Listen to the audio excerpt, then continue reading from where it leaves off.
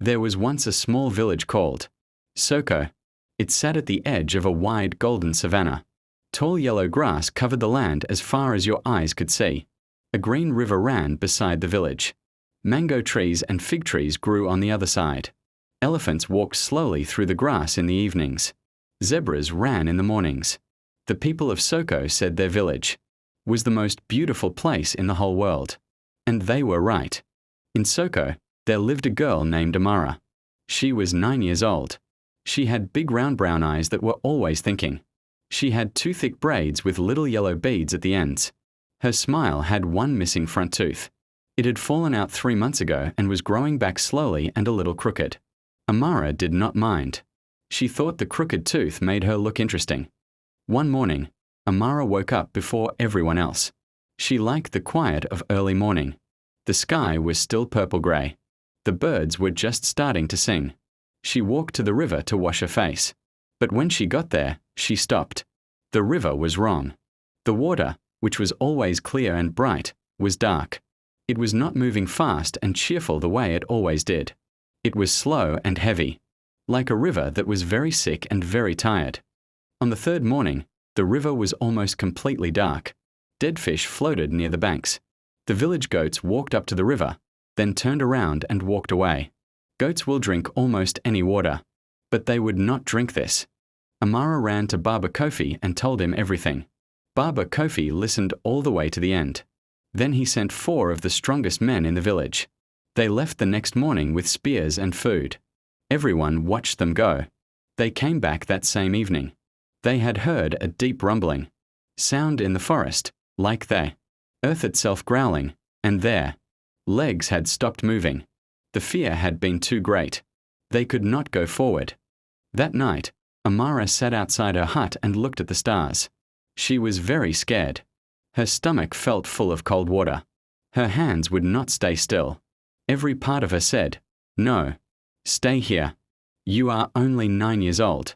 But she thought about the river. She thought about the dead fish. She thought about the little children who would have no water. She thought about beautiful Soko. And she thought about what the tortoise had said, a purely kind heart. She sat with those words for a long time. Then she went inside and made her decision. She would go. Amara walked into the forest. It started gently, wide trees, bright patches of light, birdsong, the smell of green things. But by midday, the trees were much bigger and the light came down in thin lines. That first night, she slept between the big roots of a baobab tree, wrapped in her blanket, listening to the forest sounds in the dark. Her heart beat fast, but she breathed slowly. And in the morning, she walked again. The cave was much bigger up close. The rock was stained black. The air was cold and smelled wrong. The trees nearest the cave were all dead, their grey branches reaching up like hands asking for help. Kweku, who had talked for 3 days without stopping, was completely silent. "I will wait here," he said, in a small, honest voice. "Not because I am a coward. I am definitely not a coward. But I know," said Amara. "It is okay." And she meant it. She walked down the hill alone. Amara stood in the dark and shaking. She thought, "I am too small. I am only 9. I am not a warrior or a chief. I am just a girl who asks too many questions." Then she thought, "But I am here. I walked 3 days. I came when no one else could." And then she remembered the tortoise's words. Not anger, not hate, only kindness. Amara walked out of the cave on shaky legs. Kweku was there, not at the top of the hill where he had promised to wait. He had crept all the way down to a rock 5 steps from the cave entrance. He looked at Amara. He made a sound, not words, just a sound, and jumped to her shoulder and sat there. He was very heavy. She did not say so. "It worked," said Amara. "I could see the cold light go out," said Kweku quietly. They stood and watched. A trickle of clear water ran out of the cave. Then more still. Clean, bright, the right color. Amara's mother ran the fastest. She dropped to her knees in the savanna grass and pulled Amara into her arms so hard that the cloth bag fell and the braids got messed up, and Amara did not mind at all. Baba Kofi came behind. He looked at Amara, this small dusty girl in her yellow dress and red boots, for a long time. Then slowly, with great effort, he went to one knee in the savanna grass. "You have saved this village, Amara," he said. "We owe you more than words can say." Amara did not know what to say.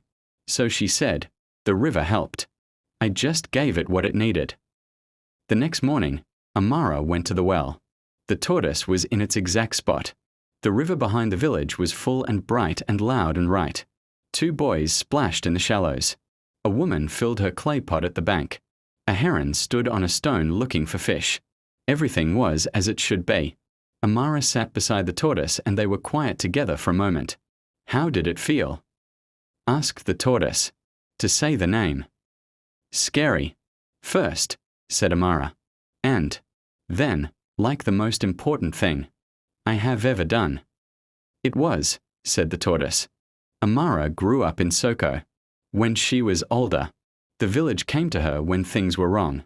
Not because she was the strongest, not because she was the oldest, but because she was the one who noticed. She was the one who asked the question no one else bothered to ask. She was the one who could sit with something scary and find the kindness inside the fear.